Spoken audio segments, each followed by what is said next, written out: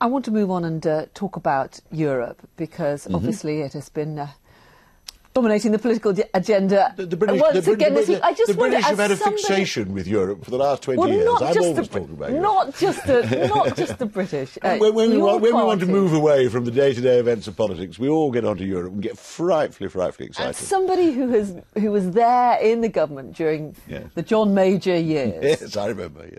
Do you remember? I mean, do you feel as though you're feeling this sense of déjà vu? Do you think that your party is in danger of making the same mistake? Well, in the sense that everybody gets into a wide flat doodle about, this case parliamentary debates where it's quite difficult to understand quite what everybody meant by it, because the Labour Party certainly don't get after from the same position as the people they were voting with. The key thing is at a time of economic stringency, you obviously cannot have the European budget rising when everybody is having the public interest to cut back public spending, and we have a strong position of going to, get across to the other member states. But the Prime Minister was defeated by eurosceptics teaming up with your political opponents. I mean, that is exactly what happened under John Major. But the eurosceptics were teaming up with the Labour Party, both of them united in advocating a position which is completely impractical and cannot be achieved.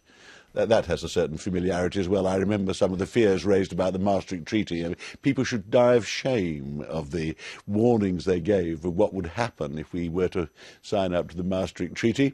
And I think people would look back on this debate and say, well, it toughens up the Prime Minister's very strong negotiating position, where he's going to aim for a freeze. And he like all the others, has a veto he can use if necessary and if it's justified. But when you look at your party, when you look around the cabinet table, don't you feel rather lonely? You've got Michael Gove, who's suggesting that he might, he's saying we should have an in-out referendum. He might even consider voting to come out. You've got Ian Duncan-Smith, you've got Owen Paterson and so on. Don't you feel that you're a bit of a lone figure around the cabinet table in your pro-European stance? Well, this coalition is even broader than the coalition governments I've sat in before, because the Conservative Party's always been a bit of a coalition. There, but within your own party. This government is working particularly satisfactorily, if I may say so, with respect to my old friends, much better than the Major cabinet worked, precisely because we are men of affairs who get on with a practical solution. I assure you, we do not sit around the cabinet table having rehearsals of the old arguments about Europe. We're all agreed that we've got to hold the European budget. The freeze is an agreed objective.